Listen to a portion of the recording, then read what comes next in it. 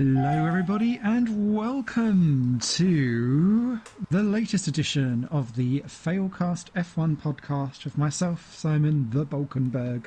He's been bulking it up rather a lot lately with a wonderful selection of pizzas, probably because we've been having tons of Italian Grand Prix of late. Alongside me, from the other side of the sea, carrying, no doubt, something juicy in the background there, is Mr. Esteban Definitely Zero. How you doing, Esteban? Hola, senor. I'm good. I'm very happy to be back. We've been on a unplanned hiatus because I've been rather unwell. Fortunately, I've stopped being dead. It was inconvenient, but these things happen. And now we're back. And it's handy that we've come back because so much has happened since we were last on air. So it actually gives us loads to talk about, including, as you say, multiple Italian Grand Prix. And we're not even done yet, are we? Because we've got Mugello tomorrow. And then, is it Imola straight after? I think so. It feels respectful that they should be doing that before they then travel on and spread the virus elsewhere in the world. Yeah, actually, that was something I wanted to touch on. You're going back into like semi-lockdown from Monday, I hear.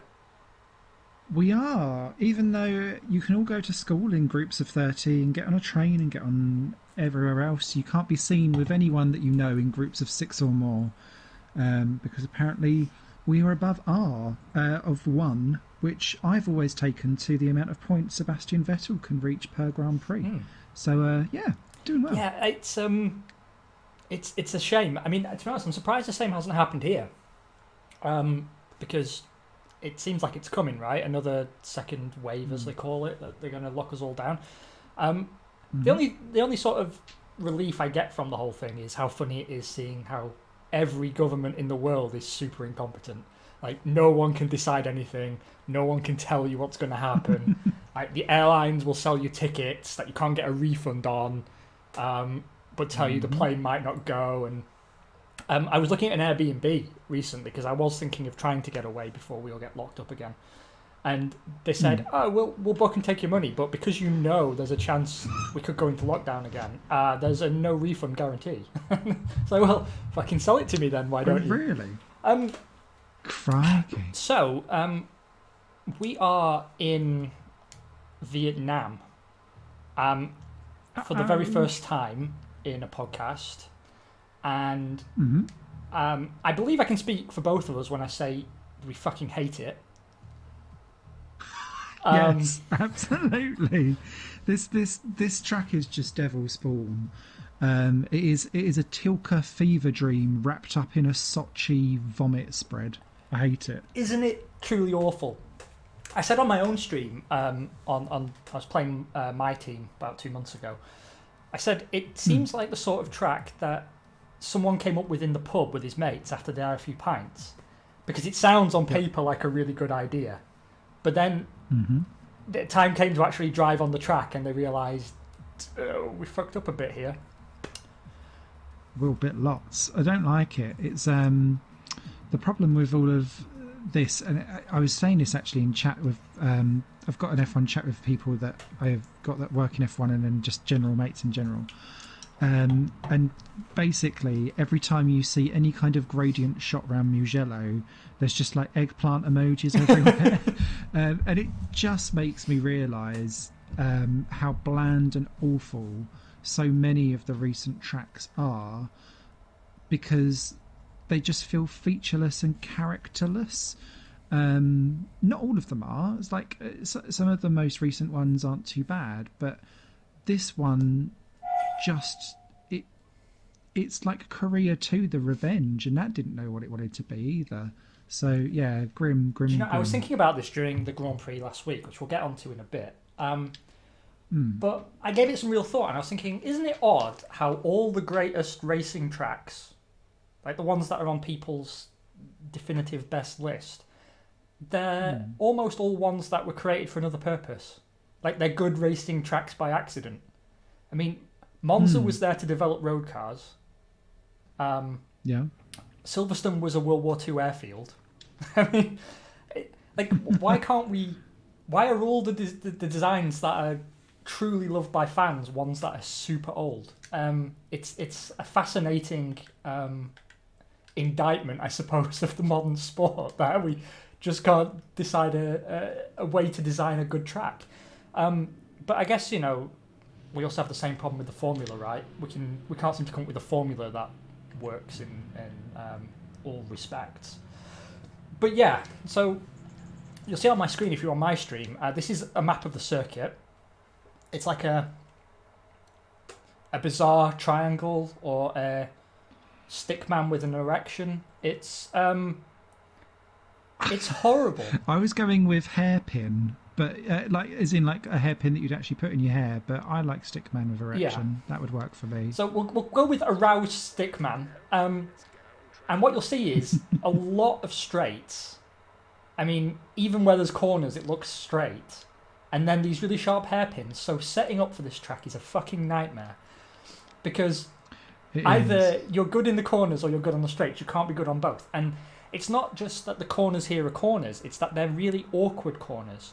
So the one, let's call it the bell end, at the tip of the erection there, the bell end corner has a really funny line all the way through it.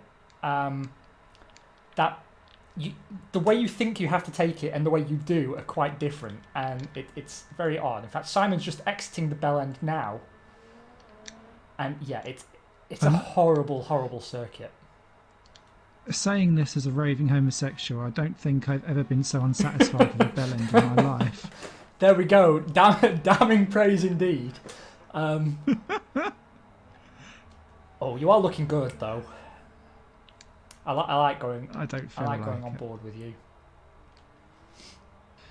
This is one of the very few circuits where I have two different setups on, depending on how I feel on the day. And I feel like because I've been playing too many arcade games that I needed the one with more wind so that I could be a bit more on the straight. It's this Sector 3 that is just redonkulous. I still, after many races round here, not quite worked out where I should be at any point during any of it. And the AI take their own line, which I don't feel like is optimal, but they still get round way faster than I do, so it's clearly better. But yeah. I don't think I finished here in the top 10. I've not scored, no. And it's like, if you remember a few years ago, I used to have this problem at Spa, where I couldn't figure out what I was doing wrong. I was just slow, and it's kind of the same thing here. Although I did a practice this morning to get some photos for our Instagram. We're also on OnlyFans, by the way. And I found actually I'd improved, but through doing nothing. And I don't know if one of the patches that came out while I was out sick maybe changed something, but yeah, I don't know. It's just a track that it's hard to enjoy in the game, and I don't really think it's going to produce good racing in real life. No, I think they've gone for the Azerbaijan 2017 feel, in the hope that big long straights and drafting and all of that will kind of sort themselves out over time. But I just don't see anything that's around it kind of construing to allowing racing to be that close either. Like to enable it. Oh, I've broke way too early there. I'll have to get back into the game again. Sorry. It just doesn't feel like anything that replicates Valencia. In a what I'm trying to say is the third sector reminds me of Valencia's third sector, and that was single file all the way to the last corner. So it's also possibly the most hated track of all time. Yes. So if that's where you're getting your cues from, then maybe that's a sign that you need a better reference point. Yeah, but I guess we'll see how we can do. The other thing that I find here is that traffic is even more disruptive, and traffic's hugely disruptive for me in qualifying, but here it's even worse because also you never know where the AI is going to throw itself. Yeah. They do take some odd lines, let's put it like that. I also keep forgetting where the pit entrance is here. Yes, done that. Because it's in a really stupid place. Yeah, and now my lap's ruined because I'm stuck behind a Red Bull who's behind an AlphaTauri. Thanks, guys. Cheers. GG. But they're driving so slowly. I mean, I caught them at an alarming rate. So they must be on outlaps, but they just, they didn't get out of my way when it would be helpful. But anyway, enough of me ranting at computers. Why don't we get into the big bucket of F1 news? And I'd like to start, if I may, with Aston Martin Badger Eyebrows Force Stroll Jordan, who have announced Sebastian Vettel officially now. Now, this has led to a rather interesting development. Something of a, get your Sherlock hat on now. Because, where did I qualify there? P4. I can be faster. Because there's on the official F1 Instagram account and Facebook and everything, there's this big picture with a diagram, and it's got all the teams in a big circle and then who's confirmed for next year. So you can see that neither Haas driver has a contract at the moment and so on. And you get to Aston Martin, and there is a picture of Sebastian Vettel next to a question mark. And I thought, well, clearly, this is a mystery that we need to get to the bottom of. Now, I spent some time thinking about this, and actually it's more difficult than you might think, because I asked myself, who on earth would Lance Stroll's dad hire to drive a team that he bought for Lance Stroll? I mean, Lance Stroll is on the market, of course, but he's not been confirmed, so obviously it's by no means a guarantee. But this got me thinking, who could it possibly be? And I've done up a short list. So Colonel Mustard, I don't think he can ever be completely. Is that the pits? Who knows? Not with that tash. Colonel Mustard. Well, I don't know. Also, Professor Green. He also has a healthy look, and the green would fit with the branding. Other options. That is true. Kaiser Soze, Pope Clement IX. Yeah, I mean, it's really hard to say. Who on earth will Lance Stroll's dad hire? Who can tell? But the interesting thing about all this is how much of the paddock actually has come out in support of Checo for losing his seat. Carlos Sainz being the most vocal, saying that if F1 was about performance, then this wouldn't even be a conversation, and he's completely correct. I mean, let's be totally clear. Vettel's gone from having mercurial up and down seasons to just having bad seasons, and I know the Ferrari is bad. It is really bad, but I think, given what Charles been able to do in the same car, it's starting to become clear now that it's not all one-way traffic. No. Now, there might be something around actually how is Ferrari putting their arm around Vettel or letting him... is he getting the full fair crack of the whip? I wanted to say whip of the crack, and I was like, no, that's not what we're doing here. But so there might be something going on there, and he feels unloved. It's all very dramatic, but that still doesn't excuse a 9-place gap, for instance, today between Charles and Seb, which is not great. And if you looked on performance alone, Seb should not be offered a contract that puts him in a top 4 team car when his teammate that is doing so brilliantly does not get a look in onto any of those cars at all, and the people that are in the cars aren't doing it either.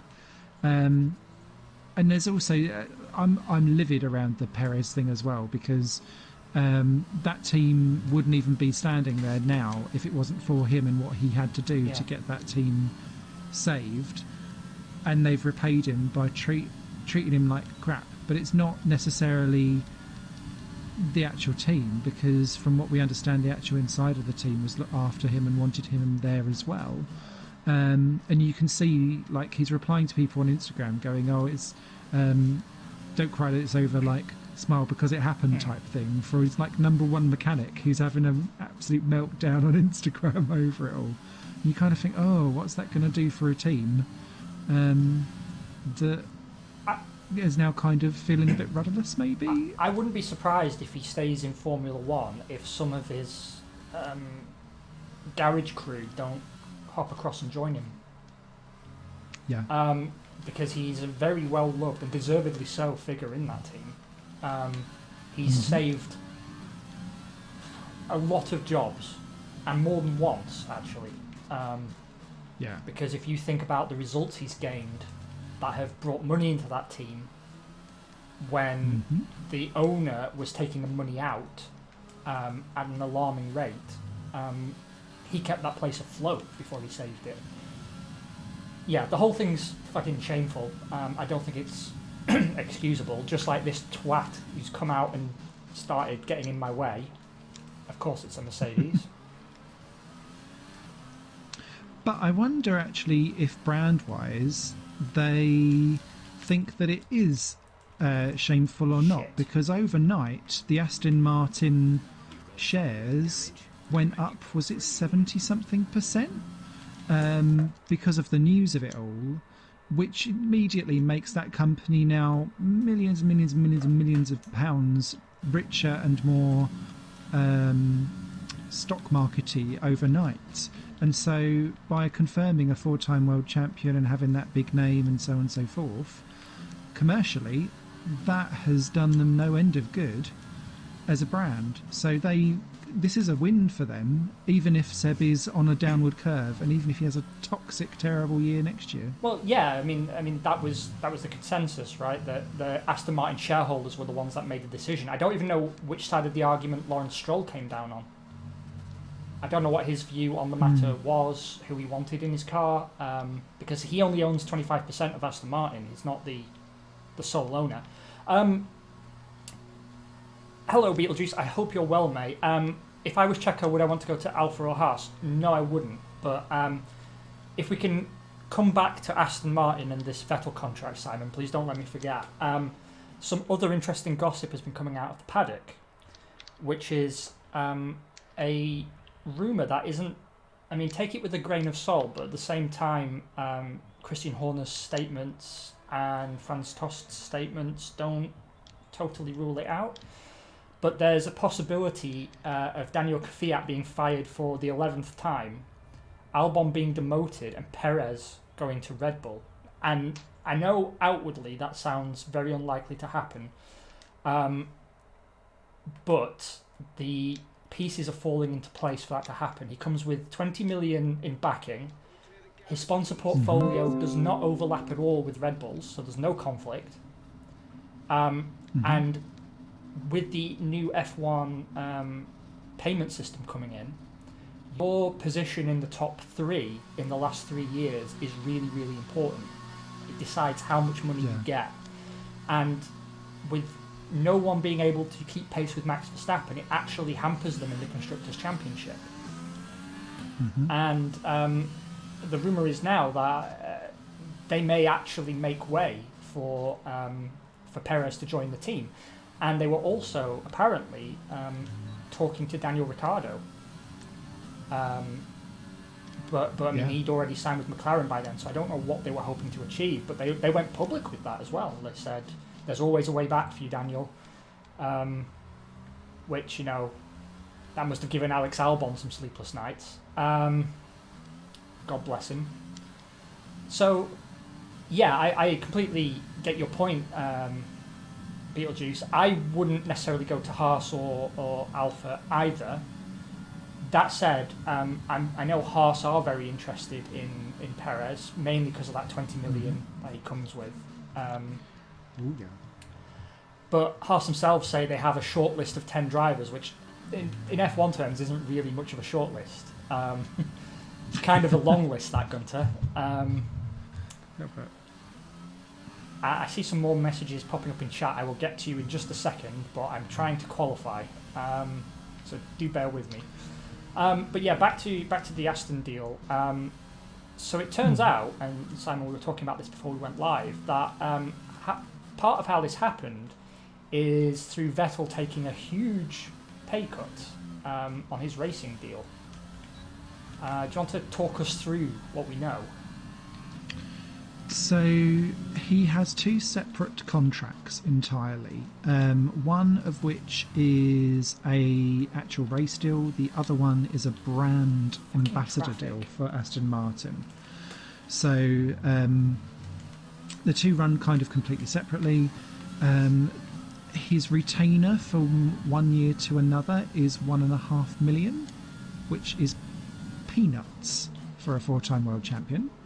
And apparently Lawrence Stroll, not Lance, God, that would require a personality, would put out all of the deals, contract and agreement on the table and just kind of said that's what we're prepared to offer, like it or leave it kind of thing, and left it in Seb's court. And I don't know whether or not he tried to drive any kind of bargain, but if he did, he didn't get anywhere because he's still being paid peanuts.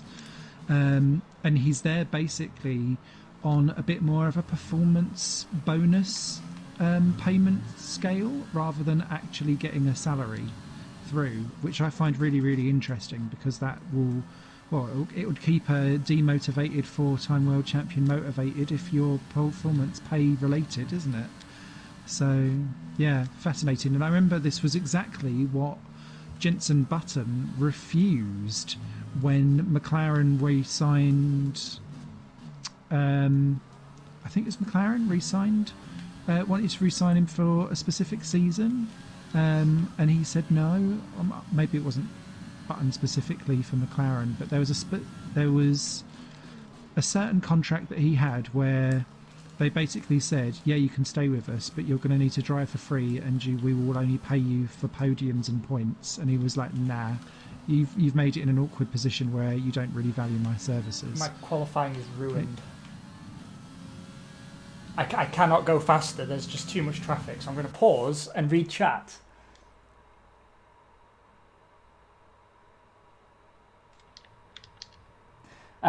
Beetlejuice suggests that the driver list for Haas is Magnuson, Grosjean, Magnuson, Grosjean, Magnuson, Grosjean. He's probably right. Yeah, we completely agree with you, Beetlejuice. The true value will be the brand deal. He's there to sell cars. That's it ultimately. But it's a shame that Perez, a driver who's driving as well as he ever has, is being taken out of a top 4 seat for someone who, based on his recent performances, does not remotely deserve to be there. Well, Beetlejuice and Wodge, who were riding on board with me, will be able to see that I could have actually gone a lot faster, but I got screwed by traffic. So much traffic.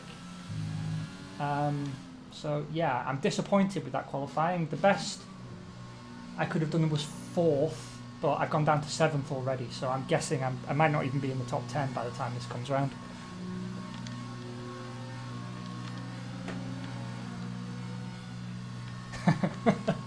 005 license to spin. I do like it.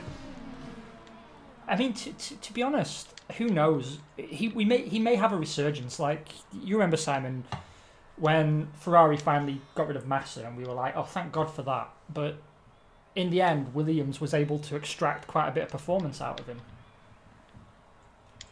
Yeah. And I'd argue the same on a slightly lower scale, maybe, for Kimi. Yeah, although it's definitely time for him to go now. God damn it. Where are you? P11. I was in P8 when the screen blacked out, but you know how it is. People finish qualifying laps afterwards, so I might be 19th once this is done. Continue to race to next session. At least one admin in the league must choose yes. What's this? P8. Oh, god damn. I definitely... do you know what?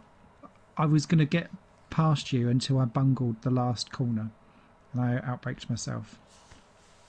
Because I was 4 temps up. Dang it. Yes, you're right. Beetlejuice, Ferrari are pushing for Mick. I do think, though, that they'll put him in an Alpha or a Haas seat if they can. Yeah. I agree, and I don't think he's ready, and it really annoys me. No, he is not ready. But Yeah, that's the way the world spins, unfortunately. Got potential though, but and he's got better over the season. But yeah, Schwartzman deserves more of an opportunity. My other thing, I was looking at the other list of people. They've got Callum Ilott, who is also exceptionally fast, but spins around way too often as well. So well, surely that'd be a like for like swap with Vettel then. Thanks for asking, Beetlejuice. I'm doing better than I was, mate. Had a bit of a wobble yesterday, and I have some tests next week to see what's going on. But yeah, I'm doing a lot better. My plan is to stream tomorrow for sure, and I have some Grand Prix World episodes. I just need to edit them and upload them. So things are on the right path. It's been a rough few weeks. Yeah, I think that strategy will do. Lap 8, lap 20. I think that's good. Are you ready, sir? No, because I'm going wacky on the strategy. Oh, I tell you what, it might be worth running hards and trying to one-stop it. That's exactly what I've done. Oh, you cheeky rascal. I'm going hards to lap 16, mediums to lap 20 for another 12. And apparently that's 1 second faster than going to stopping. I can believe it. It probably is. I just don't think my front wings will survive that long, but we'll see. We will see. Yeah, we will. All right, best of luck, mate. And as usual, chat, you'll have to bear with us for a lap or two because we're in the middle of the field. Yeah, this is going to be grim. Well, at least I'll be able to hold up people in my shitty tyres. I have to remember this time to release the clutch and not the throttle.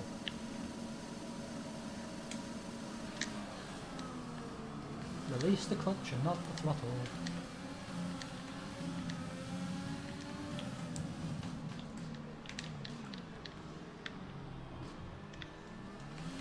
Oh, you bastard. Was that you, Round? Yeah. Fucking one of the racing points. Perez. Funnily enough. Do you know, I was just saying nice things about you, you big Mexican twat. Thankfully, I seem to be the only one on hard tyres, so if I just hold everyone up... Yeah, but it's so hard to overtake on this track.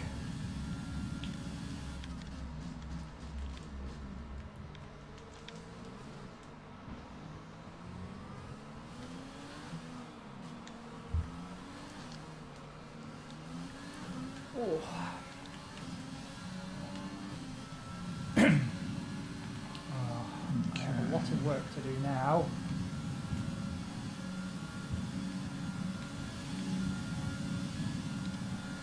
It's amazing how readily they'll just drive into you. Yeah, Gasly's just smashed into the back of me, interestingly. No, I agree. Not a great start at all, Jeff. Understatement of the year, mate. But I have pace. I think it'll be all right. And I don't, so this is good. So yeah, I mean, the question will be though is how quickly will Vettel's value be eroded if he's beaten by Lance Stroll, which I think he might be. Yeah. Who's pitting? Gasly, because he smacked into the back of me at the hairpin. Ah, what a dick.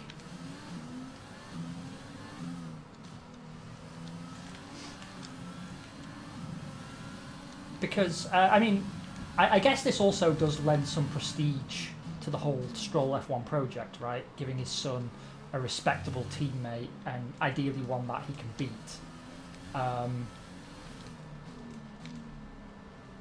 Yeah, because Stroll can only really come out of this as the same or better, whereas Vettel was the one with the career on the line, basically going, God, you couldn't even beat Lance this year type thing. Apparently as well, though, it's a multi-year deal, and that's what surprised me. I thought he might go to Aston Martin for a year, but...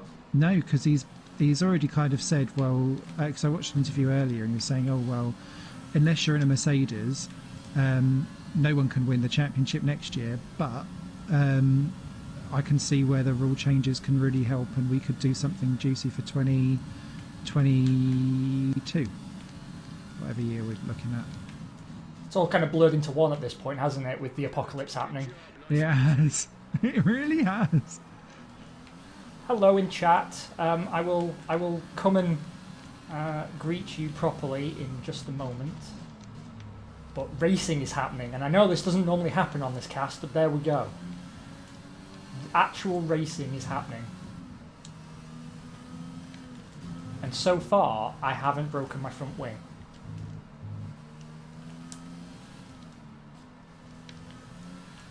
It's nothing short of a miracle.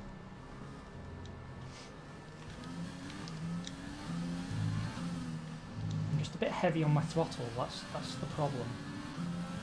We can now use DRS. Same. Oh, that turn 1 apex is awful. To be fair, the whole circuit is fucking awful. I'm just skidding around. I think I've got... Was the reason why I didn't go for this because my tyre temperatures get really ridiculous? I can't remember. Anyway. So yeah, how about we talk about the Italian Grand Prix? Because, very entertaining. I laughed my arse off when Lewis Hamilton got a penalty. But yes. for a while... I was looking back at your Instagram afterwards, actually, and he was like, if he doesn't get a penalty, I'll be so angry. Oh, yellow flag, someone's gone out at the front of the field. Oh, it's Verstappen. Good. Do you know, in my career mode, there was a crash exactly there with Carlos Sainz, and half the field ploughed into the side of him. Amazing. And guess what? I still didn't win the race. No.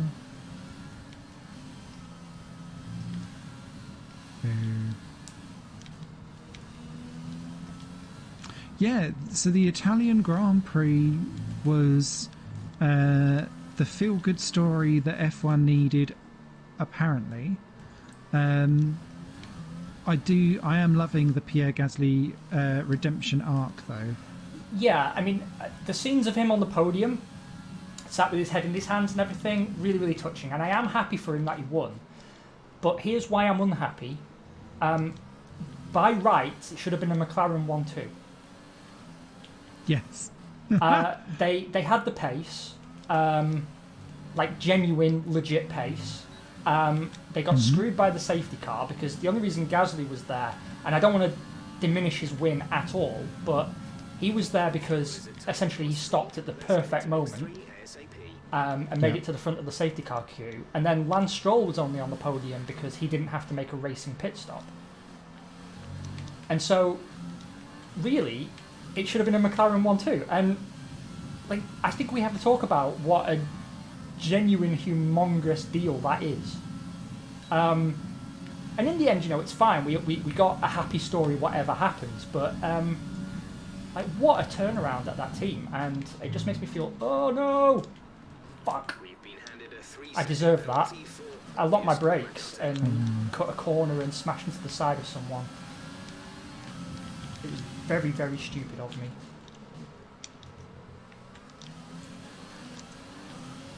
Oh, he was at the back of my little train. Yeah. Although, to be fair, I was going round Perez, so I feel I wasn't at the head of that train being absolutely terrible.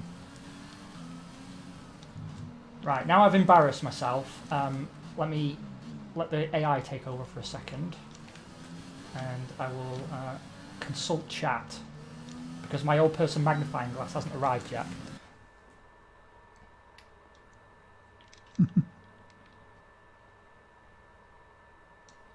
Ah, that corner. Oh, 3-second penalty for cutting. Yeah, I completely agree, Beetlejuice. It was entertaining, but artificially so, and it's really resurged this this discussion about reverse grid races.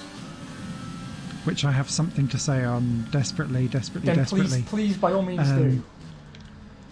So, my issue with this is that outside of that race restart where Raikkonen in that god-awful Alpha dropped back down the field again, no other overtakes took place. So it didn't matter. Everyone was still as where they were when that race had finished at the end of the first lap. So you can't argue that a reverse grid race would have been better for overtaking or anything like that. They would have still all stayed in exactly the same positions as before. No one overtook anyone up the front. Who were misses? There. It was just a different selection of people, and if that's what a reverse grid race deals with, then this will become it's artificial for the wrong reasons. And what was really interesting was that Raikkonen was the only one out of place in a car that is not part of that main midfield cluster. And the thing with that, or the problem with that, is that he still dropped away like a stone because his car's a couple of seconds shorter and ended up back where he was again. So then really what are you bringing to the table with any of that? Yeah, no, I completely agree. You, sir, look like you have no grip. Agreed. Are your tyres cold? Are they hot? What's going on? I don't know. I think it's just the way how I've got everything slidey. They're in the right window, apparently.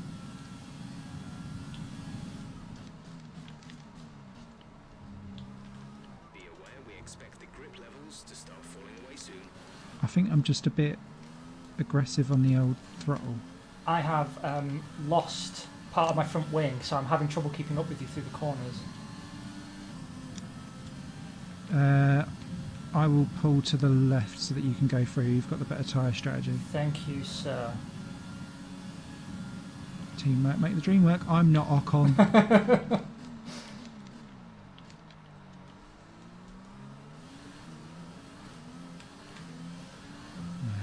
Right, I wonder how far Plus I ahead can everyone hold off is.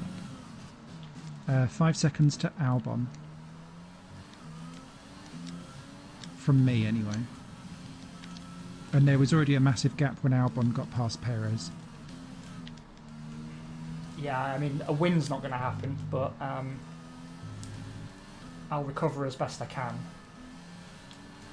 I'm delighted I am where I am, to be honest. I will take a point or two. I'm really suffering without this front wing. I'm wondering if I can tweak my stratagem.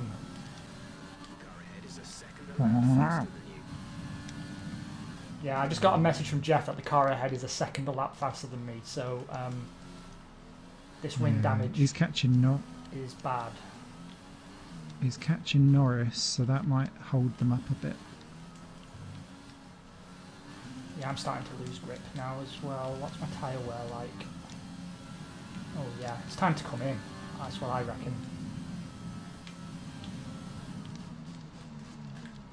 Full race update. You have P7, 7th place. Our gap to the car in front is 5.6 seconds. They're on old softs. The gap is less than a second. They're on old hards. The distance to the leader is 17.8 seconds. Your pit window opens next lap. 22 laps to go.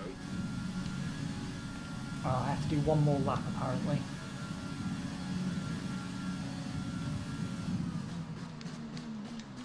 Fine then, tyre Nazis. Right, where are we? Canaanite, hello mate, how are you? I've been getting my notifications for your streams, and I've been meaning to drop in, but I've been dead. I don't know if you've heard. I've been like in bed, fever dreams and everything.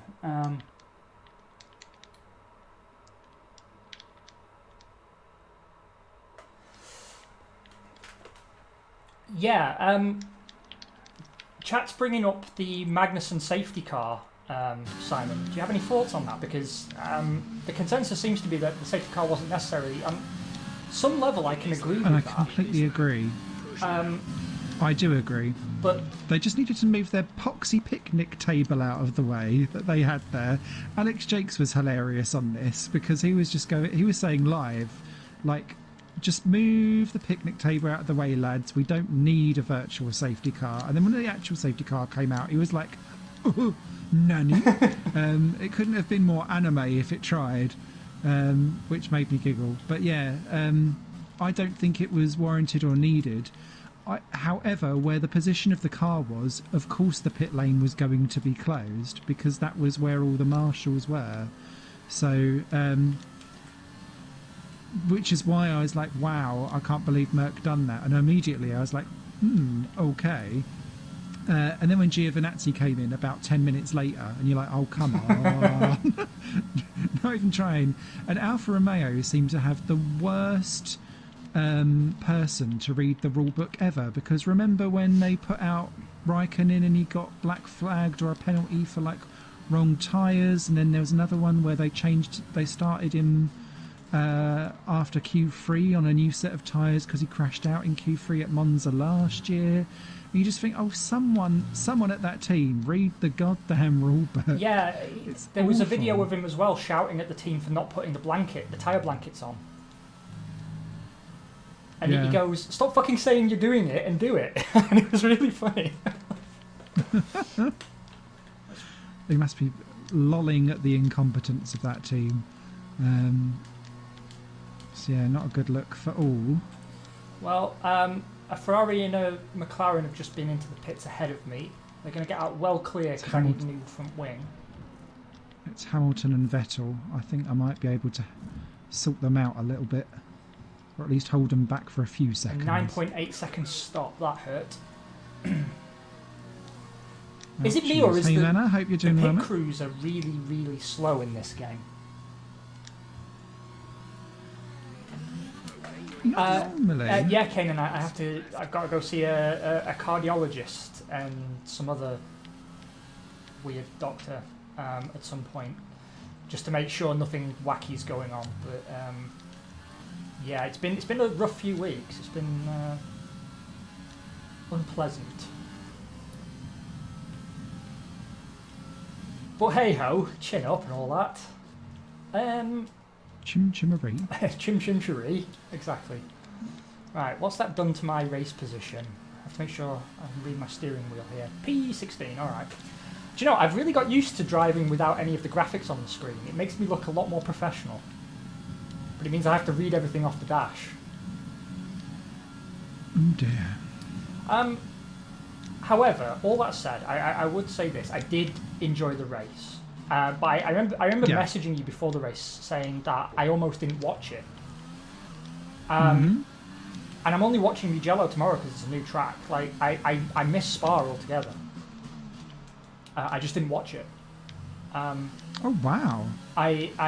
Spa wasn't great, to be fair. But I caught a few highlights, but like if you think about it, it's if you watch like the build up and the after race, it's 3 hours in the middle of your Sunday, right? So you can't go out and be anywhere. It's basically a write off for the bulk of the day. Yeah. And you know, I get 2 days off a week, and to me, F1, I watch it because I'm passionate about it and I enjoy it. But it's hard to be passionate about something if you know exactly what's going to happen. And I've seen too many races where... Oh, Leclerc. It's alright. I've seen too many races already this year where Hamilton's a second a lap faster than everybody. Like, if he finishes the first lap 2 seconds clear, which has happened, then I know, like, well, I'm wasting my time. The best I can hope for is a bit of action in the midfield, but even that is getting less frequent now because Renault and McLaren seem to have opened up something of an advantage. And, you know, Racing Point, having not been on the podium until Monza, is as much bad luck as anything else. Yeah. So, yeah, it's been hard to maintain my enthusiasm for our sport, and all the way through like the Vettel era and the Schumacher era, I was able to do it. But I think it's because Hamilton is just so fundamentally unbearable at this point.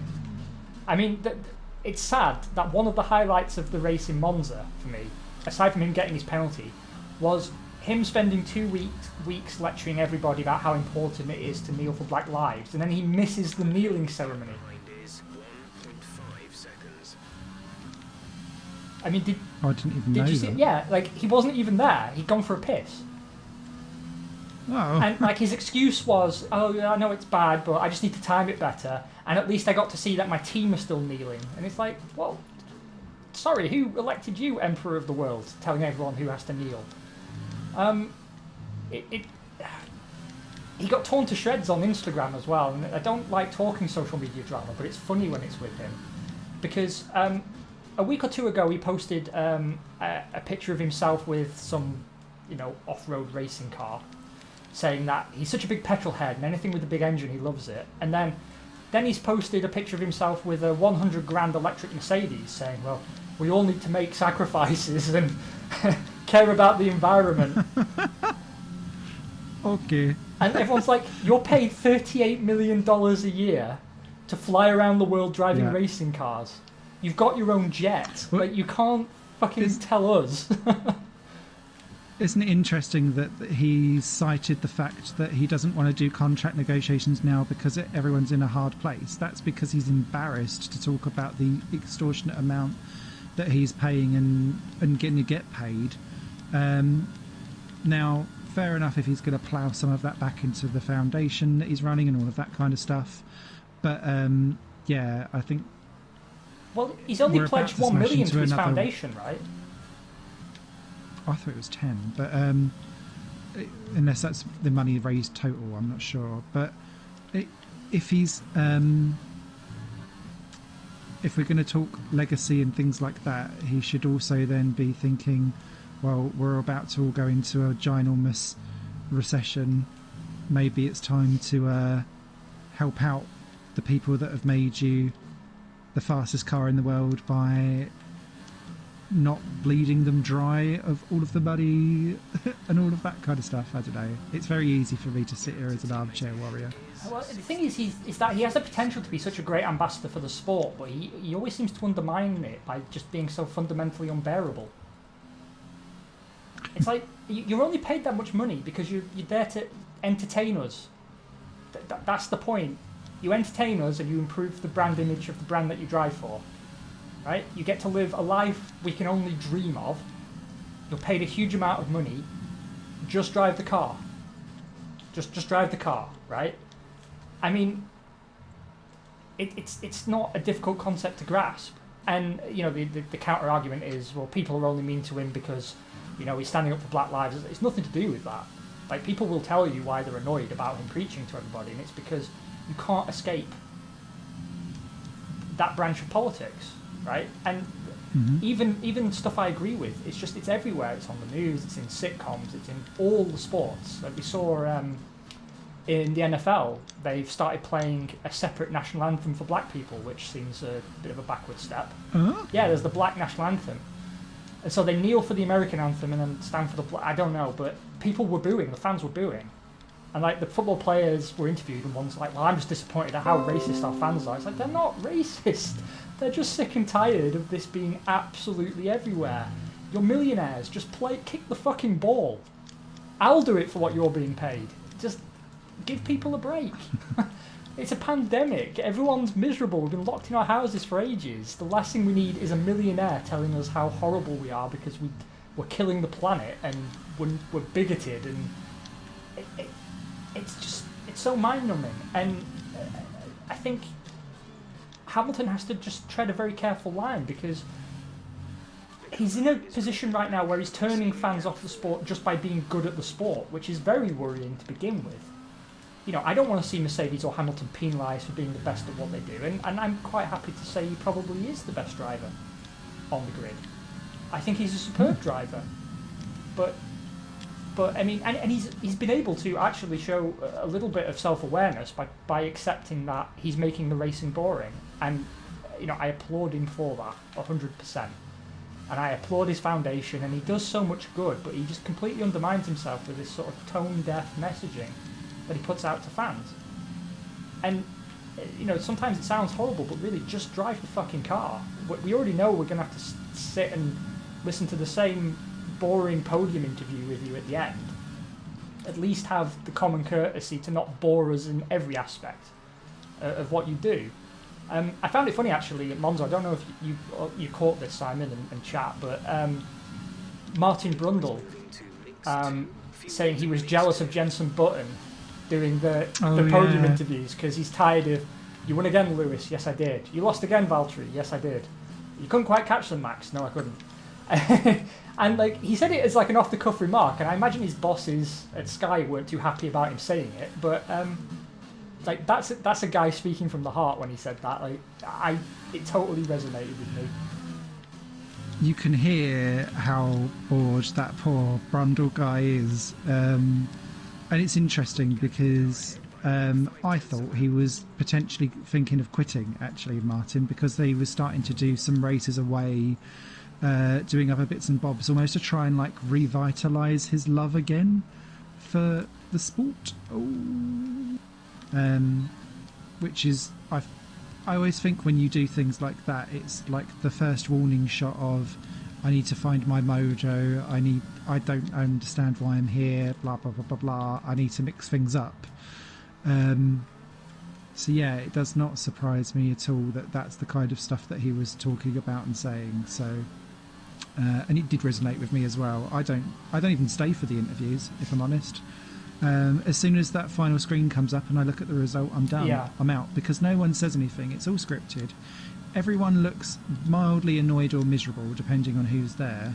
And then it's done to death on the F1 social medias afterwards, where they're just like, oh, here's all the post-race interviews, and I can get the sound bites from there, and none of it's ever useful or entertaining.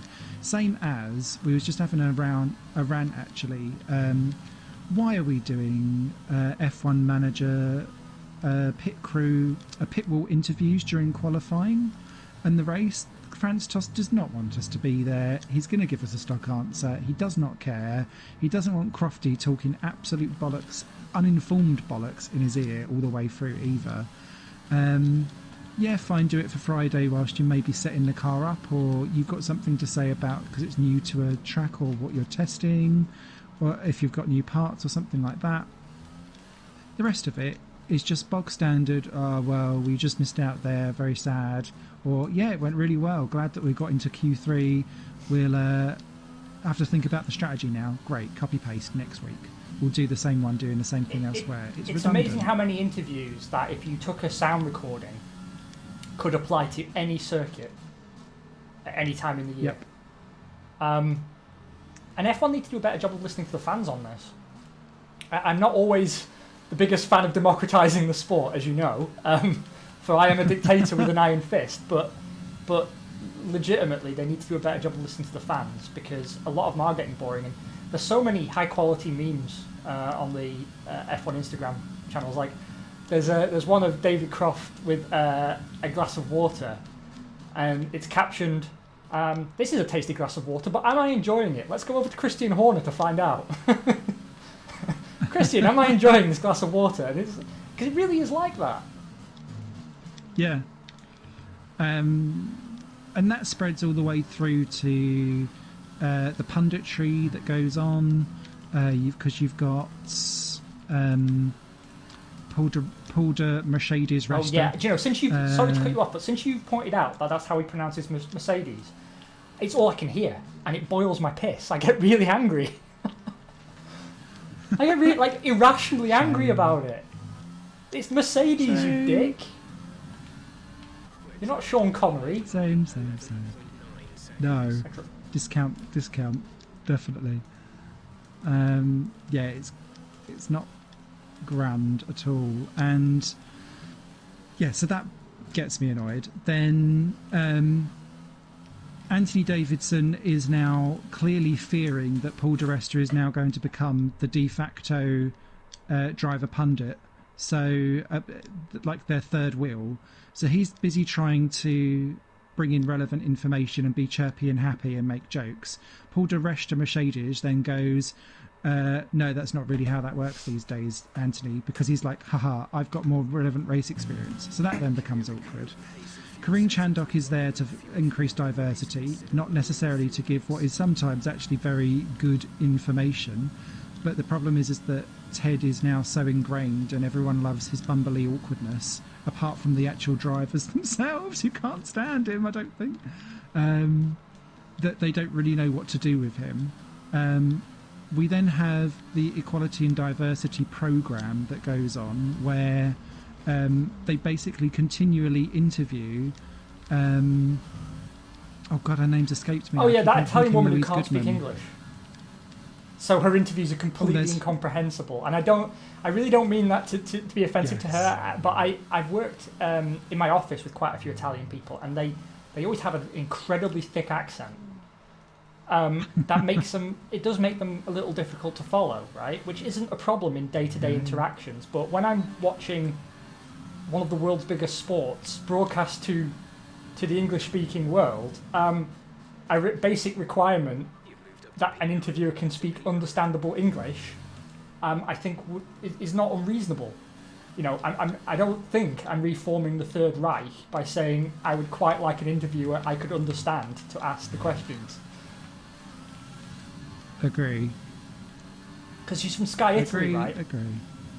Yeah. So you've got her, but also, what's the lady that does the F1 show? I've forgotten her name. The English one. Oh yeah, she's not the most entertaining. Not Lee Mackenzie, because Lee Mackenzie can front a program, and not. Anyway, the poor lady, who is perfectly fine as a presenter, gets interviewed constantly about. So, as the female presenter here on F1 Sky, how do you feel that F1 is dealing with diversity amongst women and things like that? And she's stuck in a position where even if she had experienced a terrible time, she can't exactly go on air and be like, yeah, you've all treated me like a second-rate human being, thank you very much, and you ogle at my tits. So it makes it really awkward. To be fair, I would watch the pre-race build-up a bit more if she me-too'd half the crew during the interviews. Yeah. And Simon Lazenby is just basically there to identify with all the lazy little fuckers that are down the pub going, yeah, well, but Brexit. And I can't stand him.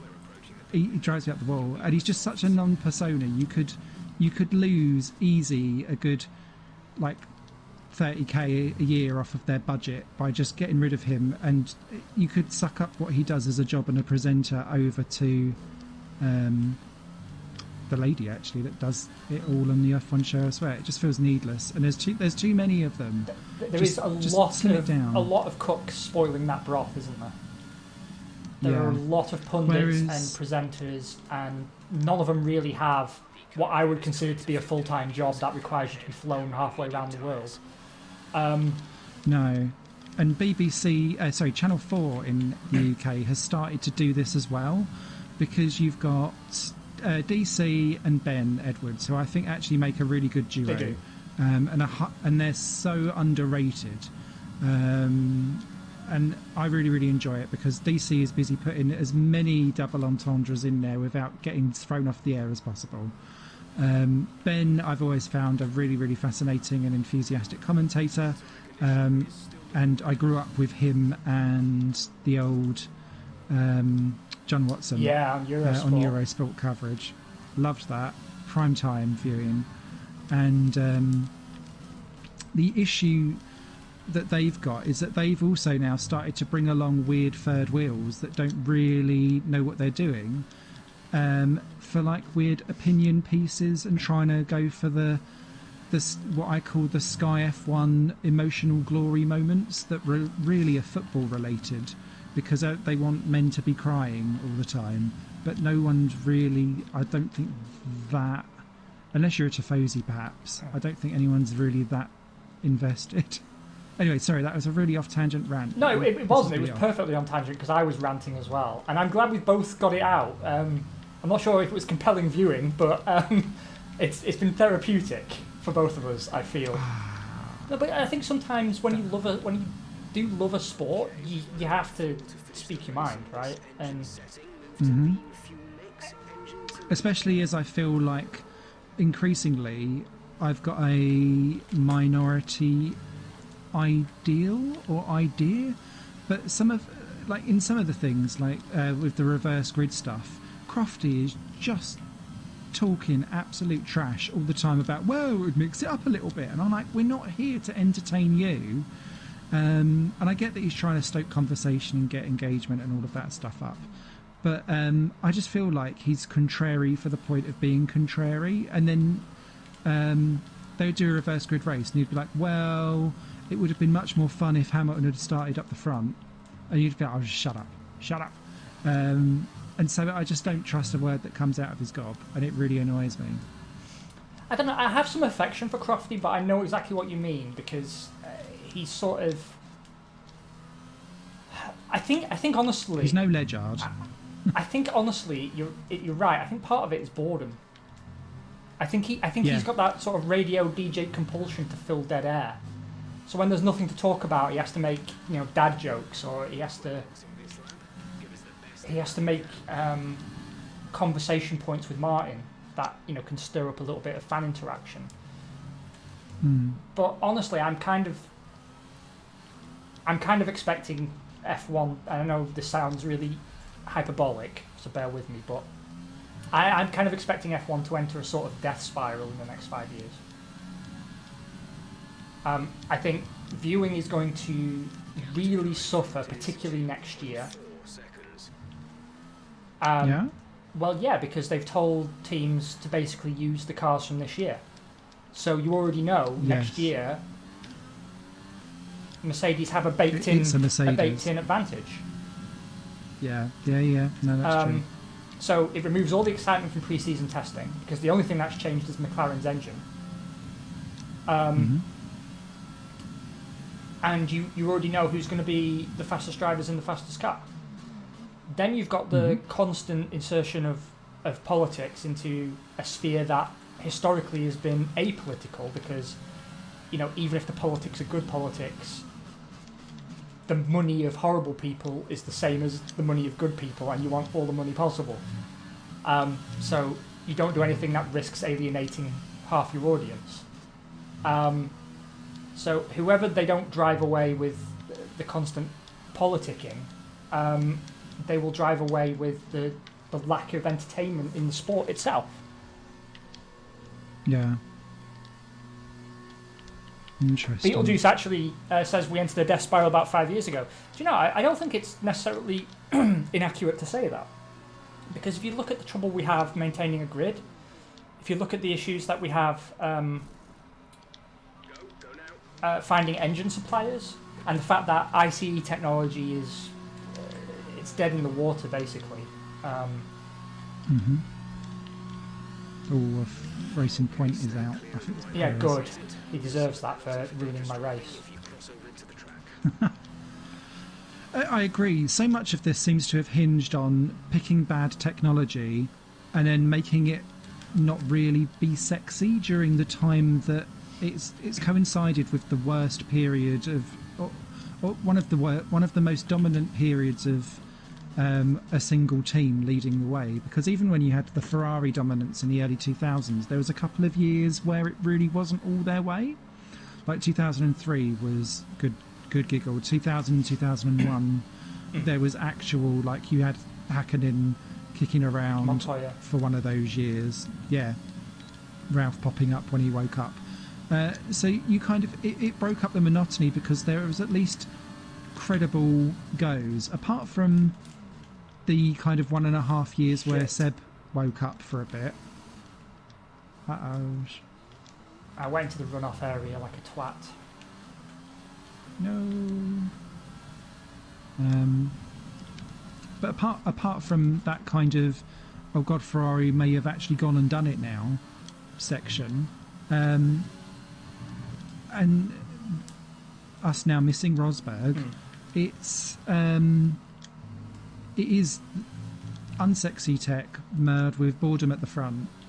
Absolutely does contribute to a death spiral. And just to pick up on a point around getting things onto the grid, I spotted a report this morning that new team entries currently, because of the way how the new performance bonuses are distributed out across F1, if there's going to be a new team in, they now have to pay up to £200 million to all the other teams in F1, because as part of their entry, they're going to be reducing the pot that the other 10 teams would be having, and so they want to be compensated for that should an 11th or 12th team come to the grid. Now, what fucking barrier does that put up? It boils my piss now. We should call this the piss boil episode, because you've got a couple of teams kind of going, oh, we're interested in F1. Why would you chuck out £200 million on top of whatever entry fee you've got as well, and the costs to get up and running in a worldwide recession? Well, yeah, I mean, also it begs the question, what's the fucking point of having a cost cap? Yeah, exactly. Oh, you can come to an F1 now because you can't spend more than 40 million quid. By the way, we need 200 million to get you through the door. It reminds me of the UK housing market. No, I can't actually afford to buy a house, even though I've been paying £1,000 a month for rent. That's why I don't have a £50 grand deposit. Yeah. Because I've had to spend all of this money for my £800 mortgage. Do you know what I mean? This world.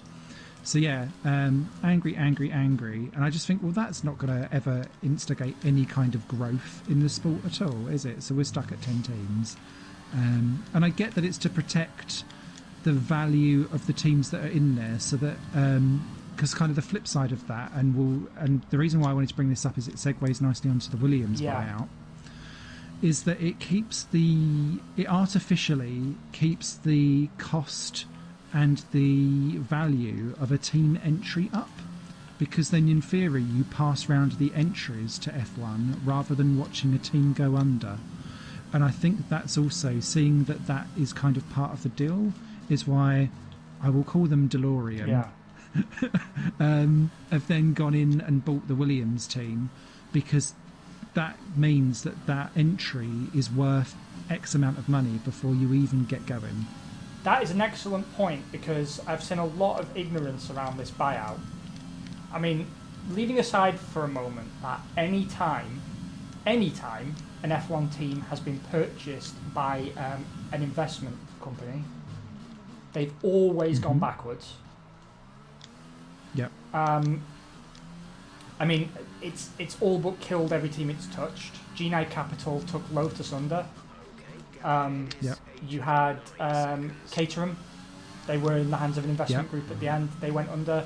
An investment consortium took over Marussia. They went under.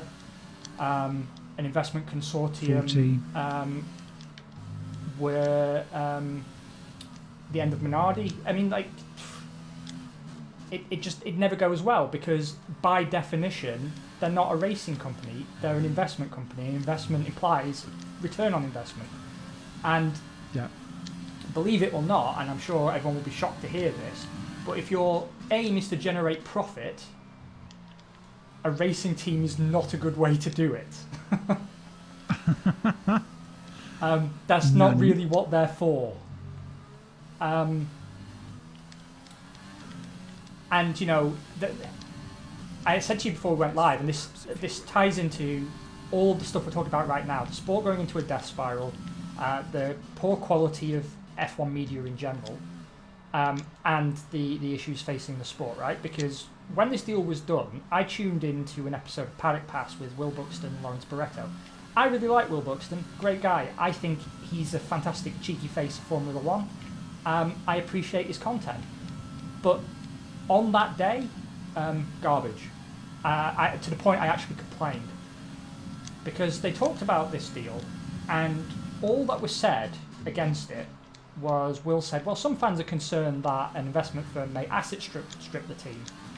And Lawrence Barretto goes, oh no, they won't. And that was the end of it. And it was essentially like a press release written by Derillion Capital.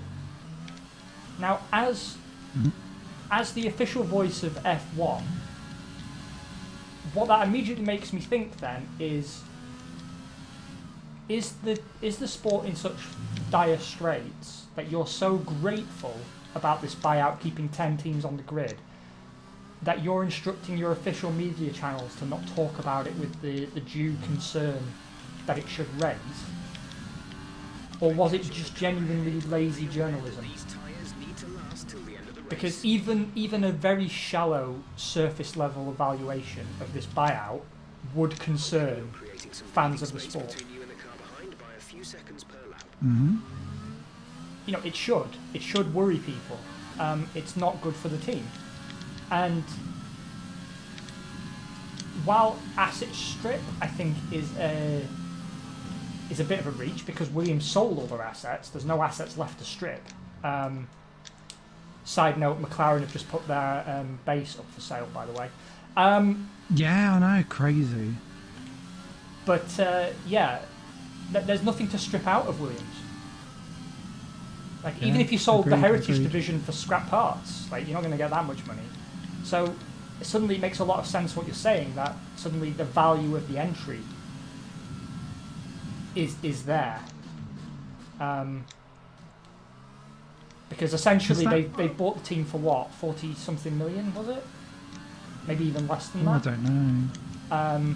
I think that was that plus, you know, taking over some debt. And they've got 200 million plus the assets of the team to sell on. But, I mean, what it does tell me is there'll be 2 pay drivers in that car in 2022, and the only reason George Russell will still be there is because Claire did the paperwork before she bowed out. When the deal... and that now makes so much more sense about those 2 being re-signed very quickly early on in the season, because... and actually, coming back to what you were saying... all they kept on saying is, and this was more about the press that was coming out as the family bowed out, was the family kept on saying, we want to do right by our people, do right by our people.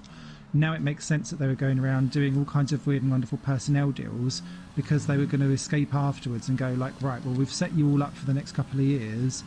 Fuck knows what's going to be going on after that. But at least you've got a couple of years now of relative safety before... titties go up. Well, the titties will indeed be inclined, because there's no way an investment capital firm is going to put the money into the team for them to develop a car that's going to take them up the field. Like anyone who thinks that is deluded. Agree. Manor just popped in Shannon Finance Group, who took over 40. Yeah, that was another one. I knew 40 went under with that, but it was I can't remember the name of them. Arrows, I guess you could almost argue the same thing as well. Although that was more Tom Walkinshaw. Yeah. And everyone's favourite Nigerian prince. Yeah. Super Aguri as well. Crazy. Yeah. Super Aguri's title sponsor was an investment group and also a sham. Yeah, the last team that I can remember that didn't go under due to an investment deal... I don't know how you'd class the Lola team, but because that was MasterCard essentially putting them under pressure to go, that's not necessarily investment, but it's still capital related. It would probably be Pacific withdrawing at the end of '95 because they just didn't have any dosh. But yeah, crazy. Do not like at all. And I do agree on the journalism side of stuff. And I think what we'll start to notice actually is we will very quickly see exactly what is the value of a heritage name in a recession when convenience seems to rule all these days, because we've tuned ourselves into short attention spans and the world and the way how it all works, because that will decide how quickly or not they can cash in on the success of the Williams name and then roll it on somewhere else afterwards. That'll be interesting. Speaking of Williams heritage, I was hoping to be able to surprise you on stream today, but I'm building a new streaming den in the other room because setting up and dismantling all this equipment is a real pain in the arse, and it means I stream less frequently than I otherwise would. It also means I'm struggling to interact with chat. I'm sorry, Beetlejuice. Normally I would be far more engaged with you, mate, but I still haven't got a good solution for reading chat while driving. But I will do. But I picked up a bargain, and that bargain is an understatement. In the post to me right now is the rear wing end plate from Nigel Mansell's Williams. What? Yes, genuinely. I won it in an auction. It was valued at 200 quid. Guess how much I got it for? Ooh, 150? 20 euros. What? I got it for €20. I knew that would piss you off. Oh, it's made my day. No yeah, way. Genuinely. Race used, real wing end plate. It's got the number 5 and the Labatt's logo on it. And that is going to be the backdrop, or part of the backdrop for my new streaming setup. Oh, that's superb, mate. I put the bid in as a joke. I Where- didn't think I'd win. Where was that? Was that an eBay spec? No, it was on like I found a GP auction house website. Oh, amazing. So it's like for memorabilia enthusiasts and so on. And I was really surprised that they didn't put like a reserve price on it, right? Because, I mean, they had Force India wheel nuts going for 4 figures, just for a wheel nut. Wow. So I was like, surely this can't be right, but I put a bid on for a laugh. Apparently no one outbid me, and there was no reserve, and they've shipped it. I've got a tracking number, so... Oh, I can't wait to see that. Yeah, I'm stoked, man. I'm stoked. It's come as a little... I mean, Beetlejuice, I know you would have supported me 100%, but when the front wing of Damon Hill's 97 Arrows, signed by him and Deniz, was up for €1,000 on a Swiss auction, I very nearly bought it. It's just €1,000 that would hurt, but I very nearly bought it. Can you imagine how good a backdrop that would have made? I am practically erect at the thought. That's grand. Well, P9 in the end, that was the best I could do. Where did you finish? Not bad. 6 on the road, 7 because of my 3-second penalty for cutting turn 1. But never mind. That was better than what I thought that was going to end up being.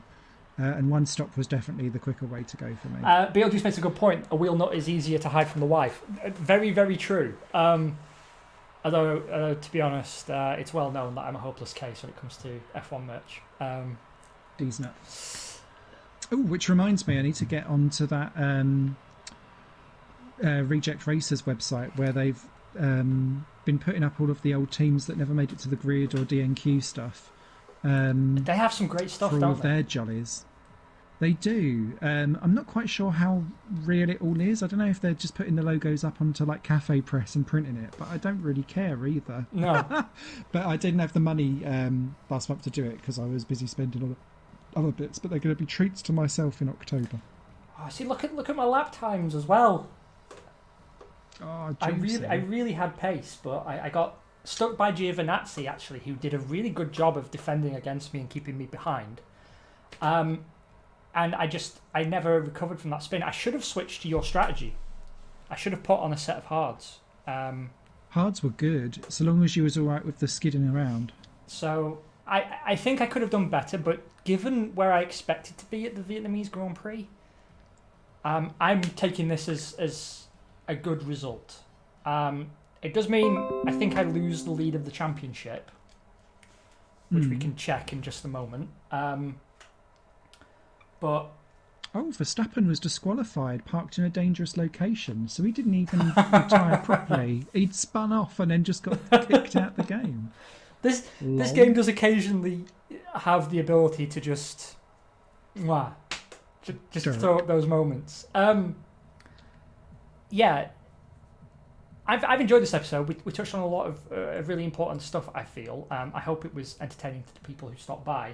But yeah, I think we've touched on one of the key things, which is F1 needs to wake up a little bit. And in closing, I want to talk to you very quickly about F1 TV Pro.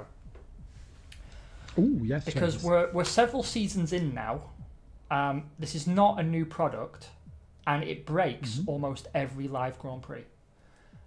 Really? Yeah, globally. Like, if you check Twitter before any race begins and just look F1 TV Pro, you'll just see an ocean of error screens and timeout screens and so on. And they have one Twitter account, F1 Support, that just says, "Oh, our engineers are looking into it. We apologise." But that's it. They never address it. And the other week I got so annoyed that I tweeted with all the teams added in, with Will Buxton, David Croft, DC, and I just ranted and said, look, like, you've got fans around the world. Your product's already hard to love as it is at the moment. we're paying every month for, first of all, F1 documentaries you promised us and haven't fucking delivered. The best F1 show is Drive to Survive, and that's not even on your fucking platform.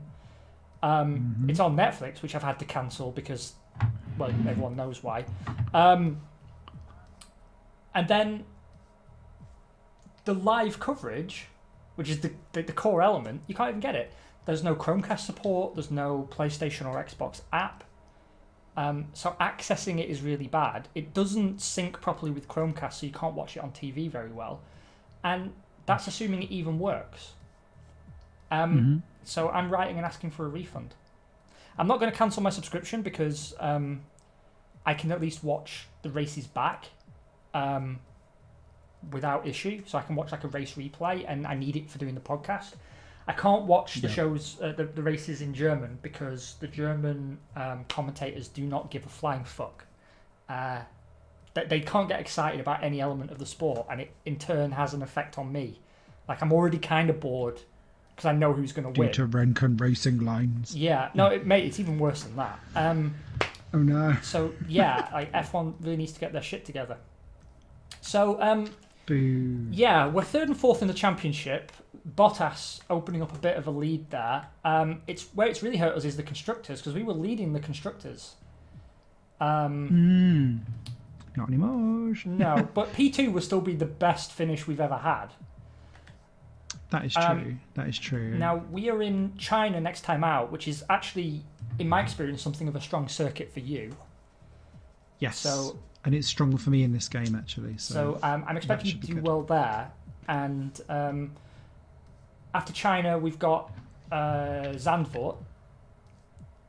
Which I'm okay at. I'm not great. No, I'm not great at it either. But basically, after Monaco, everything's good.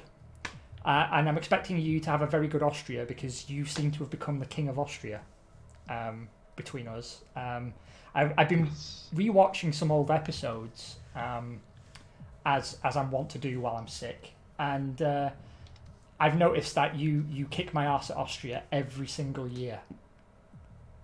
I don't know why, but I adore that circuit, and I think it's because the flow of it just it's far better flow than diarrhea. On that beautiful analogy, I'm going to thank everybody for watching. We do appreciate it. I hope it's been an enjoyable episode back, and our ranting has been of some entertainment value. And thank you to everyone who's been so patient while I've been sick. I'm sorry that I haven't been streaming. I do miss you guys. But hopefully I can get back to normal now. Who even knows? What's going on for you this week, sir? What are you up to? Yes, thank you, Rhino and Mana, in the chat as well. Always great to have you both. This week is a couple of racing game reviews. Inertial Drift came out, which is a cel-shaded anime-based drifting racing game, which is grand. And Hot Shots Racing, which is a throwback to the old Daytona 90s arcade games, but with like full F1 style cars and stuff like that. Surprisingly really good, like full-on arcade going back to Sega Park type era of gameplay, but proper good. So I've got 2 reviews for those coming out, and the usual My Team Minardi. How about yourself? I will be streaming My Team tomorrow. Back on the go there, and I don't know what I'm doing for Monday Night Zero, but I'm hoping to go on a 3-day streak. Health allowing, of course. On Monday, I'm trying to experiment with doing something not F1, but I haven't figured out what I want to do yet. I've been playing Sheltered recently, which is like a very pixelated apocalypse survival bunker builder, which is quite good fun. But I also saw, is it called Sailfarer or something like that? Windfarer, yeah. Or Windsail. I'm keen to give that a try. I've heard it's got some horrific bugs, so I've held off. But it does look gorgeous. But what I do know is from November, my Monday Night Zeros will be Cyberpunk 2077, which I'm super excited for.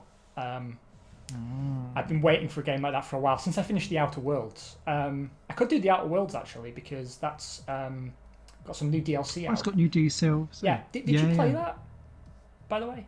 No, it's in my back catalogue. I have got the game though, so and I bought it off of your recommendation. So I love it. The sense of humour I think is going to appeal to you quite nicely, and I like it's got this sort of comic book retro aesthetic, and I like the character it puts you into. I mean, it's not like Fallout where you build your own persona, kind of. You're sort of boxed in a little bit, but I think it does it the world of good, that it makes you this kind of semi-incompetent fraudster, essentially, because you're pretending to be a dead guy, and it's actually really, really well written, and it's a lot of fun. So I might revisit that with some DLC. I don't know. ToeJam and Earl as well I could do. I don't know.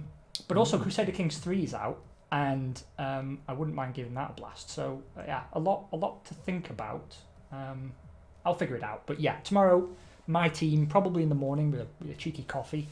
And I'm on my own all day tomorrow, pretty much. So I might actually be live multiple times because I've got some catching up to do. I want to have a chat with everybody. And if I'm playing a game where I'm not driving so much, then I can actually interact with chat until I've finished my streaming man cave. Anyway, thank you again so much, everybody. I hope you're having a lovely weekend. Please do enjoy the race tomorrow. Have a beer on my behalf, and we will talk to you again very, very soon, I hope. Yes, indeed. Take care, everyone, and happy racing. Bye. Love you. Bye. Got some shit.